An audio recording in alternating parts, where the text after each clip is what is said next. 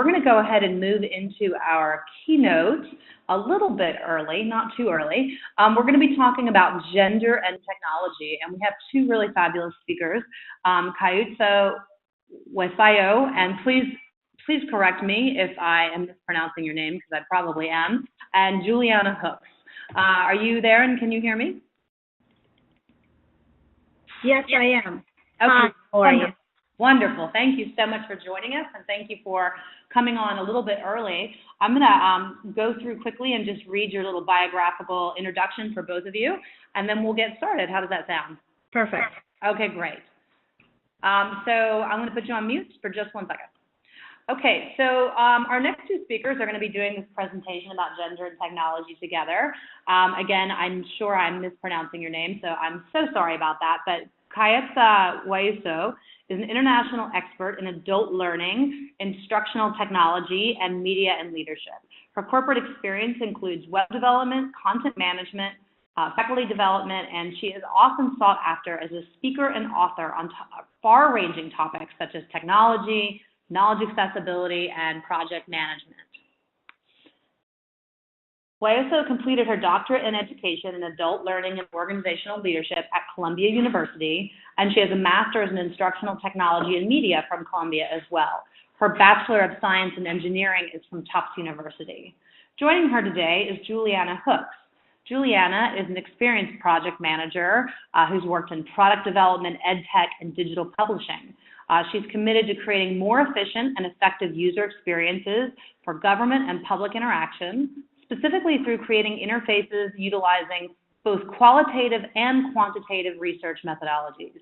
Throughout this process, she has discovered that women can bring more empathy and inclusiveness into the public sector through education, technology, and innovation.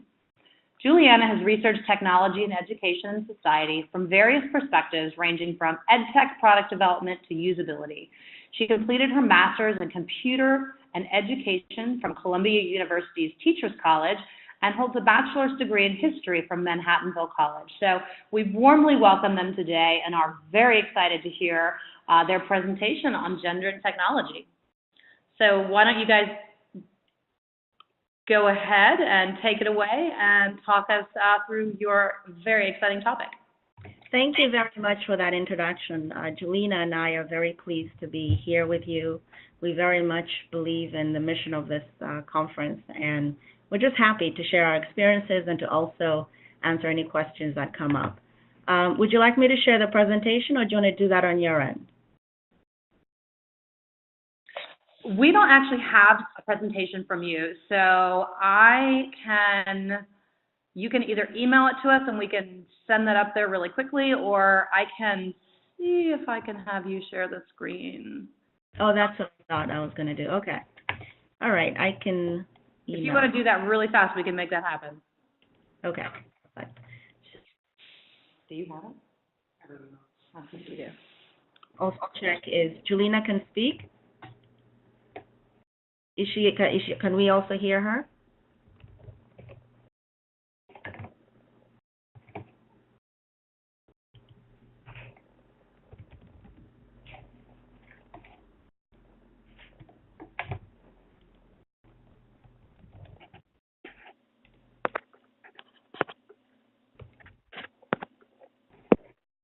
Okay, so I've sent the presentation over, and I apologize for that. I thought I was going to share my screen.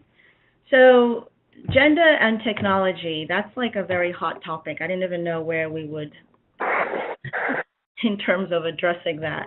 But Juliana and I have been working in this field for some time now from different perspectives as students, as teachers, as consultants, and so we wanted to share our perspectives with you. Please let me know when you have the email. I have it, and I'm getting you up and running right now. Perfect.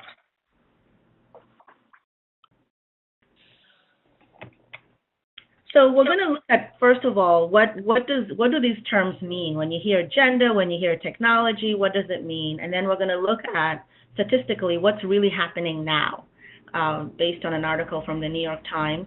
And then we'll share our experiences, look at STEM education, and also really consider what that means in terms of real experiences. What are people doing now, and how does gender impact technology? Then I'll share about my consulting work in education technology, working in the education industry. There are a couple of differences there between the education industry and STEM education, and the STEM industries. And then I'll also talk about my interactions with student teachers and a CUNY project that I worked on. CUNY just stands for the City University of New York. So that's what we're going to do, and so do I have access to move this, or are you going to move forward? Okay. Just say next every time you need me to go to the next page, and I will do that. Yep. Next. So now Juliana is going to talk about the definitions and lead us through this introduction. Okay. She's having some challenges with her audio, so. Can you hear me? Okay. Yes, perfect. Awesome. That's great. Okay. So when we talk about sex, this is essentially, as according to Merriam-Webster Dictionary, it's the state of being either male or female. And gender is a reference to behavioral, cultural, or psychological traits typically associated with either being male or female. And technology essentially is the use of science and industry and engineering to invent useful things or solve problems.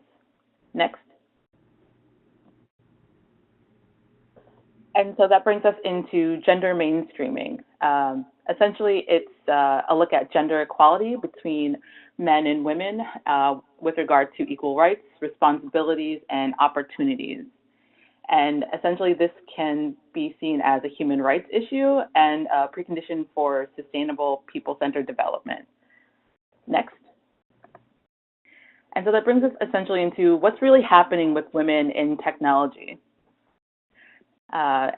Next, and this brings us into a couple of statistics and that we've found from our research. It's actually quite drastic. You know, there's such a push to get women in technology, in STEM education, and we get them there. But as of 2009, we only had 25% holding jobs in the STEM industry, in IT jobs specifically. And given the value of IT jobs and the financial impact, that's just a very, very small amount, percentage-wise. And while, you know, there are enhancements, there are improvements, it's just we only have 25% of women in IT jobs. Next. So as you can see, nearly half of the women who enter into STEM-related careers, they simply do not stick around in those positions for the long term. This is particularly true in science-related professions where, as of 2009, 47% of women eventually leave this profession altogether. Of the women in engineering professions, about 39% leave, and it's a staggering 56% of women who leave these positions within the tech industry altogether. Next. Here's an example of a software designer and developer who worked for, you know, a major firm, GitHub, which is used in developing tools and websites, and she found the culture to be highly intimidating and not a space that was empowering and supportive of her and her talent. And she had to quit her job, and it became a big thing for the company, for the firm. It's become a major investigation. And this is not atypical, unfortunately. And myself, I studied engineering, and then I quit. I left the engineering industry and moved into education. So decided to work in technology, but through the computer technology side of it. But there was a moment like this woman, Juliana, where when you're working in the engineering industry or working in the computer industry, if you're not in an empowering environment, if you're not in a supportive environment, sometimes the choices we got to make, we have to make them so that we can create the space that supports us. However, we're having this conference because we're standing in that we can transform these environments. We can educate people about the need to create places and spaces that respect women in technology. Next. And as we know, careers in technology average higher salaries, are in greater demand than most other skilled labor.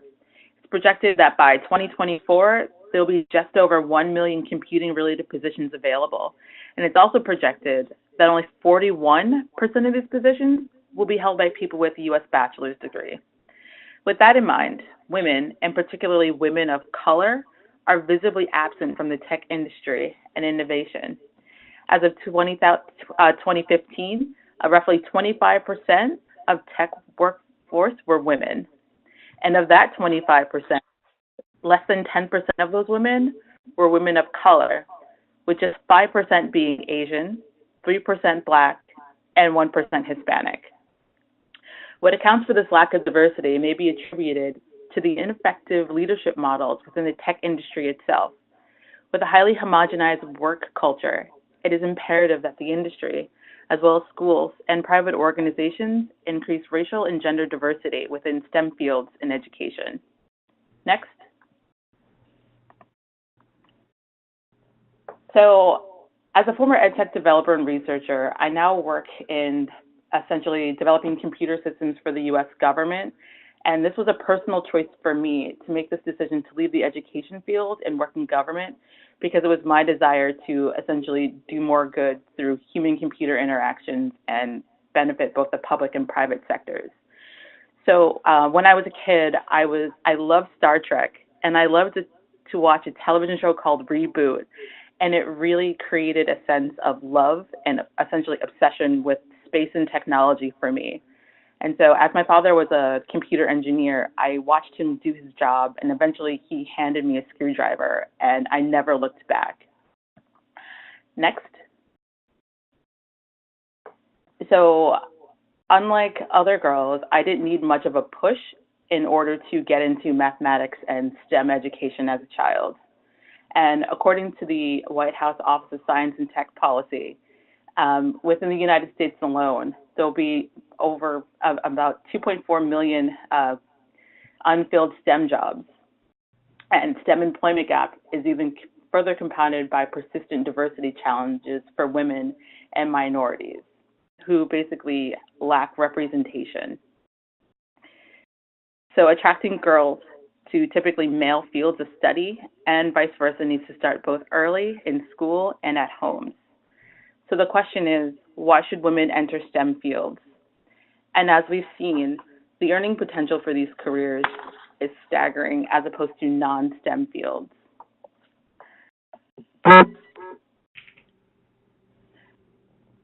So next slide, please. Apologies, I got a little ahead of myself. So when we were talking about the White House Office for Science and Technology Policy, this essentially walks us into why women should inhabit tech and STEM field careers. So if you go to the next slide, we can see why teacher training programs that include awareness for potential gender stereotypes, how governments and schools and private sector, why they really need to push for these careers amongst women and other underrepresented peoples. Because essentially, if you take nothing else from this slide, understand that income from STEM jobs exponentially increases your earning potential over time based on your level of education. So let's say you have a high school diploma with a focus in a STEM career. Your earning percentage, as opposed to someone that goes into a non-technical position, is almost 60% higher.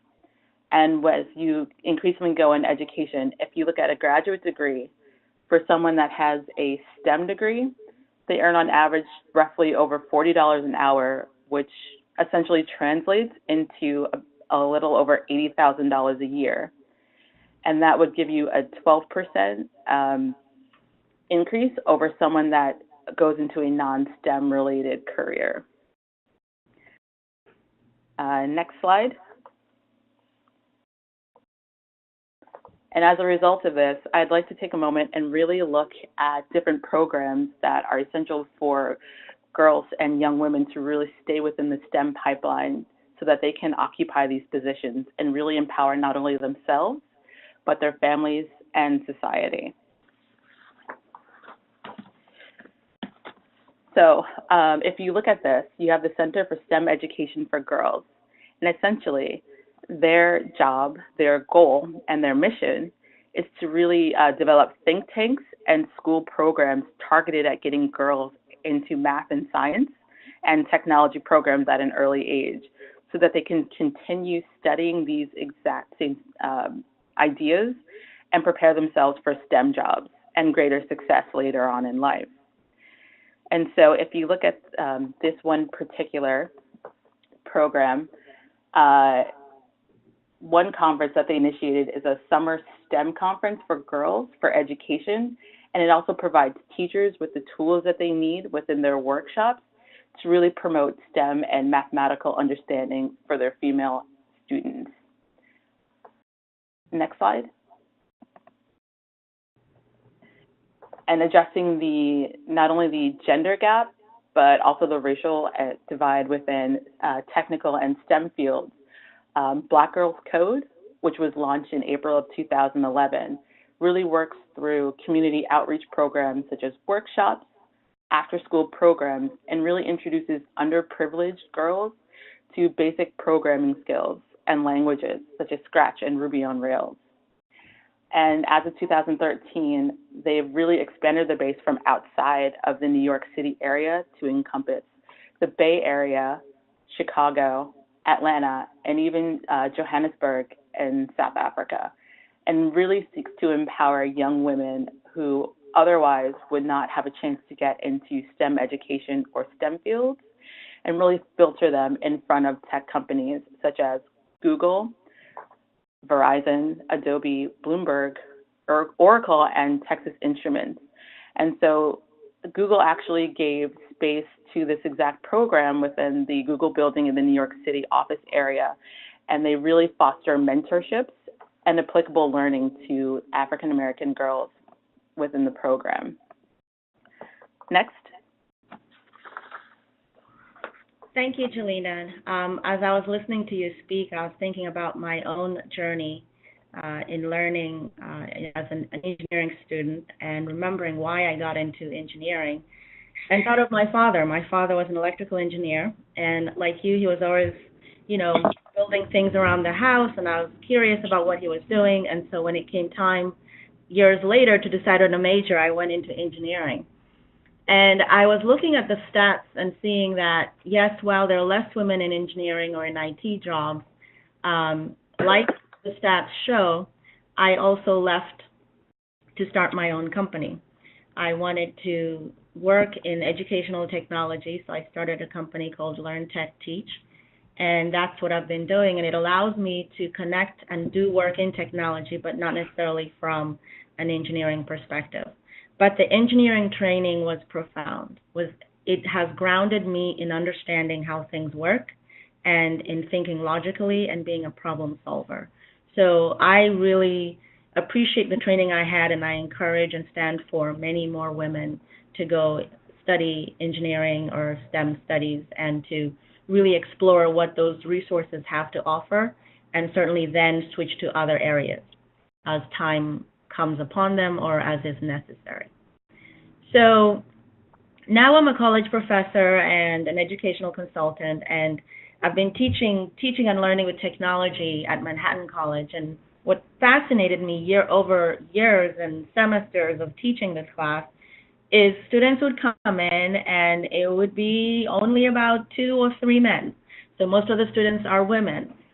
They're interested in teaching all kinds of subjects, and they want to learn how technology can help them be effective. So we learn all kinds of tools for communication, collaboration, and creating interactive lectures and projects for their students. And so the education industry is very different, because there you will find more women who are teachers or administrators. And this was the case on a CUNY project that I worked on. Next. On this CUNY project, we basically wanted to expand access to online courses and programs for student teachers, for professional teachers, teachers who are working now and need some kind of certification but don't have time to go take a full program or don't have time to attend class, in a classroom, a physical classroom. And so we created 6 online certificate programs for them, and the demand was so high that 4 months, the programs were up, and then we had over 200 students. So for me, while there were more women in the programs, it does say that we, as women, we want a lot more flexibility. We want convenience. We want what will allow us to keep the responsibilities that we have with our families or interests, and at the same time pursue our careers. And by being able to develop these online courses and programs, I was able to support more female teachers to, advance their careers and get their certificates for teaching other topics. Next. So as a result of that, we had over 50 faculty members who are now more comfortable using technology in the classroom. And then each of those faculty members are working in a school of education, teaching a whole group of other teachers who are working in the New York City high schools or colleges, and empowering them to learn whatever they need to learn. But because the faculty members worked with me, they were then able to be more comfortable, to use all kinds of tools, and to support their own teachers and to have a bigger impact on those students. And the school was therefore more able to achieve their own goals. So I am just finding that the transformations that technology is making in education are, yes, giving everybody options in learning effectively and achieving their career goals, but as women, we're definitely getting more and more options. Next.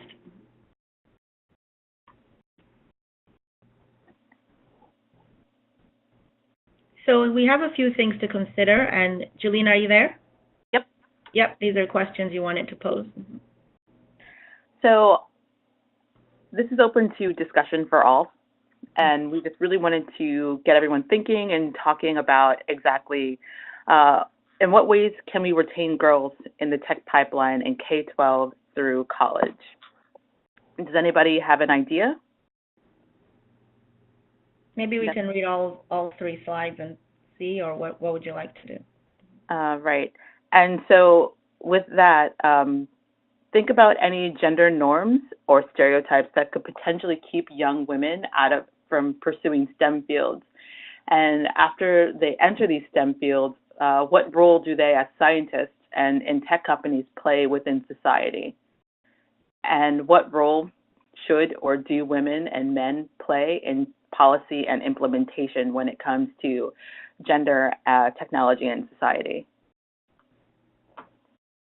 And I just want to add that I understand that women get into STEM fields and then leave, but there are a couple of things. One, things come up in life. You might work in a STEM area for 5 years or 10 years and then decide to switch and discover a new talent that you have or want a new experience. That's just part of life.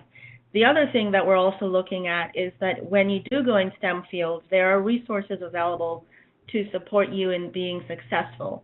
And we're acknowledging the challenges that are there, but also acknowledging that there are ways to succeed there, as I have.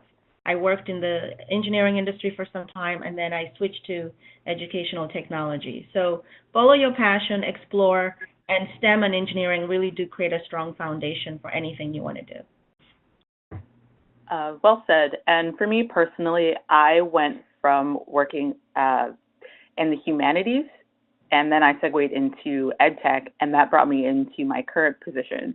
So as I was developing my skills, not only as a programmer, I was also developing my skills in terms of communications and really doing a lot of front-end development work and user interface development. And so that really prepared me for segueing into working in government, working on computer systems, and really thinking not only about what's most important when you're building a system, but how people are going to interact with this.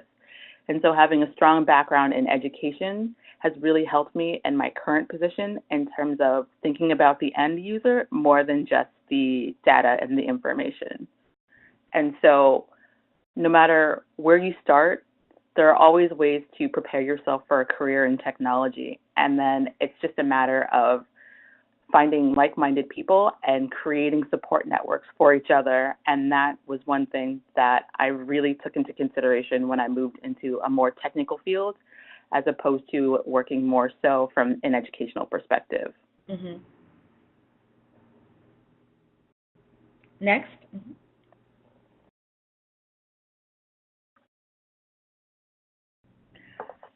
And so we really wanted to start thinking about gender impact in technology. And this goes more into what happens when women in developing economies begin to have access to mobile technologies. What does this mean for them as an individual, and what does it mean for a society overall? And what social difficulties can be addressed by using them. So from my perspective, I've seen from my work where people come from different backgrounds, be they male or female, and those experiences really reflect in how they design technology or design an interface. So for women, when they're interacting more with these technologies, they can really shine a light on problems that need to be solved in society. And by addressing the difficulties that they are basically having on an everyday basis, giving them access to programming skills, to mobile technologies, it not only empowers them, but it also empowers their children and society as a whole and benefits everyone. Mm-hmm. And so, I'm sorry. You're just reminding me of an experience I had in Zimbabwe. So I was hired to go teach secondary school teachers in Zimbabwe, and the first day everyone was kind of scared. They're like, first some of them had not touched a computer, and others were like, why do I need to know programming? And so we went from, I don't know what this is, why do I need to know programming, to them actually learning some programming that they could use in their lessons, creating their lessons.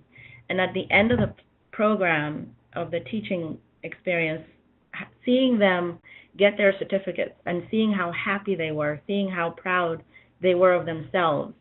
They had their families there, they had people in their community. They were so empowered and excited to take this on in a way that just always uplifts me.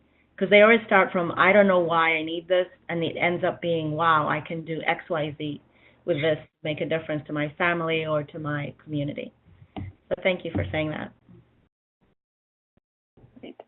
And so when we begin connecting more women and underrepresented groups with the internet and mobile technologies, we have to start thinking about what impact this has on governance and society as a whole. And basically, it's like democratizing society. It becomes more open. People have more access to healthcare in terms of information regarding their bodies and the things that they can do to remain healthy or seek medical attention. And it also creates economic opportunities whereby you can have access to mobile banking as well as sending money between families as well. Yes. Ida, do you have anything else that you'd like to add? No, that's pretty much sums it up. Next. Mm-hmm. So this were just links to some organizations. There are many, many more. I didn't want to, put the pages of images of all of them out there. But to Juliana's point, whatever you choose to do, there is a network related to it. There's an association related to it. There might be a professor who's interested in it. So just search online. You'll find someone who's going through whatever you're interested in, and you can ask them questions. But these are just examples of how schools support women in technology. So this particular school has a very strong program that encourages youth in exploring engineering. There's an actual center for women that can provide you more information.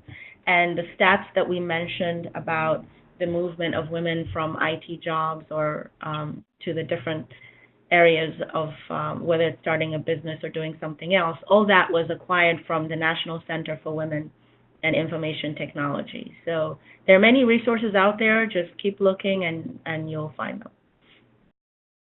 Next. Okay, ladies, thank you so much. We've put your contact information up on the screen and would encourage anybody who is interested to reach out to you guys directly. But we have some questions that have come in from several of our participants that I would love to ask you guys.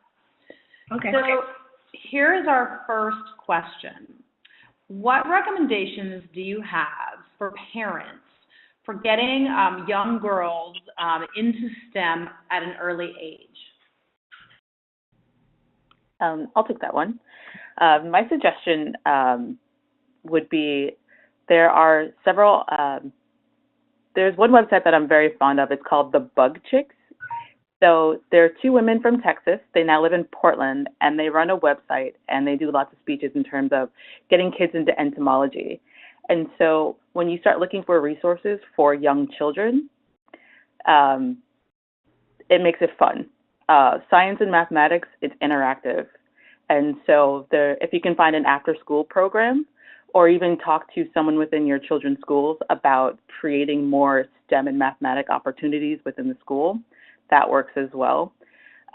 Personally, when I was teaching, I found that I spoke with the parents of my students, and I created an after-school program so that students would play games that basically revolved around math education and engineering. Heidi, do you have something that you want to add? Also, you can also, if for middle school and high school age students, like I said, there are tons of resources for any girl. I can send links out for the programs that I mentioned earlier in the slide. And Khaitsa, please add something. Oh yeah, absolutely. Everything you've mentioned is right on. And I was just thinking from my own personal perspective, we both were influenced by, seeing something at home. So anything that you can connect to science, engineering at home, and either ask the child a question or even invite someone else to ask the question, meaning that if you're not necessarily comfortable asking science questions, you can certainly have a friend or ask a colleague to, support you with that. And the reason I'm saying that is my own daughter is 14 years old, and she was just recently doing a project on osmosis and, salt and all these things that she was dealing with, and she asked me a question. I had to Google it. So I had to Google it, and then I responded to her, and then I also went in the kitchen and did some test with her, poured salt in the container and added something else to it. So I'm not articulating this very well, but what I'm trying to say is if you can find a way to engage the child at home, either directly or through another person, they will get curious around what does this really mean. And it could be anything. It could be makeup. Oh, what is makeup about? It could be absolutely anything. There are so many things at home that can be looked at from a scientific perspective. And even just being curious around how things work and not knowing and asking her to find out or him to find out will, start the conversation. I think a really great way to also look at this is if your son or daughter asks you a question or they find that something problematic, ask them how they think that they want to solve this problem and then walk through those problem-solving steps with them. Mm-hmm. Also, your local public library, it was my best friend when I was a child, and I learned a lot from the different activities that they actually promoted. A lot of it was reading and mathematics. Okay, great. Those are excellent recommendations. I know here in the United States, this is a big focus on STEM education, particularly for girls, with a lot of the pre-K brands out there like Sesame Workshop and PBS and things like that. So there are a lot of resources out there for parents and even parents in underserved communities. So I think it's really a matter of connecting parents with the understanding of what is required to encourage all young children, especially girls, to enter these worlds and to know that those resources are actually already out there. Yeah, and I just want to highlight that the resources are out there, and the parent asking, oh, how does this work? Or what does this mean? That curiosity will light a spark so that people can actually use those resources. So that part is I think, a big factor. Absolutely. All right, we have another question that's come in. So because we have a global audience, we talked about a lot of things that are available here in the United States. Do you have any recommendations for some of our international audience where they can connect to this type of information and education outside the United States? Yeah, I mean, first of all, I would always start with what resources the governments have. Because I know, having worked with a few governments, Zimbabwe and in Asia, they all have entities dedicated to technology and dedicated to engineering or development.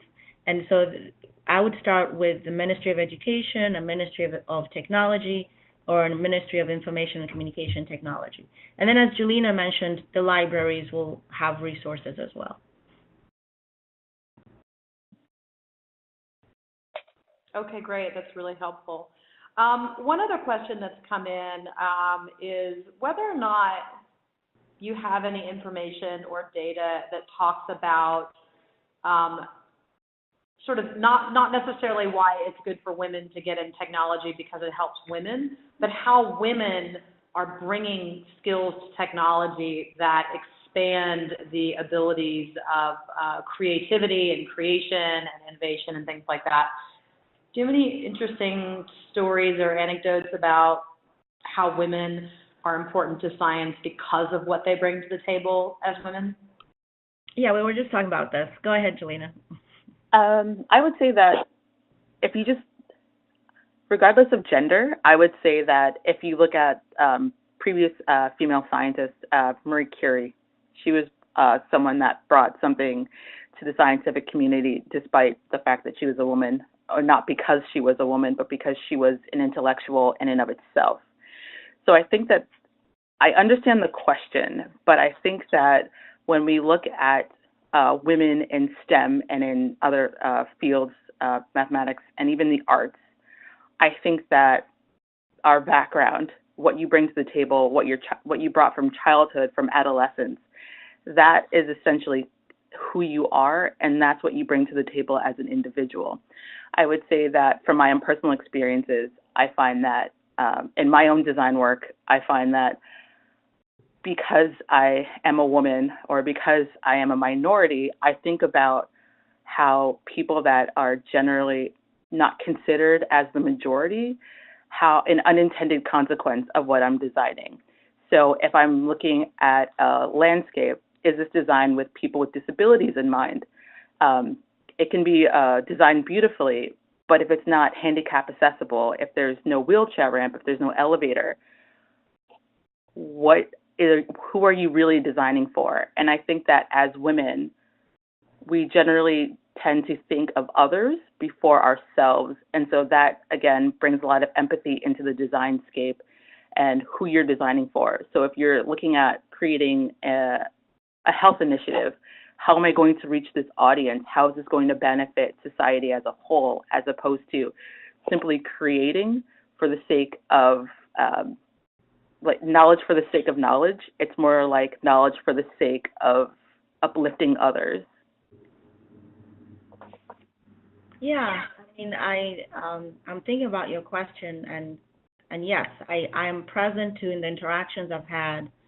Women bring an opportunity to look at whatever is created and make sure that it takes care of more people. Whether it's about accessibility, whether it's about having more examples that represent different groups or different experiences.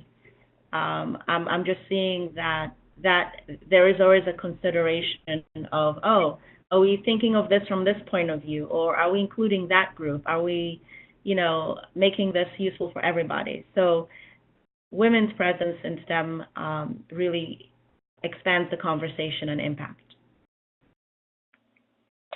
Okay, great. Well, thank you so much. That was a really fascinating discussion and some really compelling answers to our participants' questions. So I really appreciate both of you joining us today and working with us through a couple of those tech challenges that we had.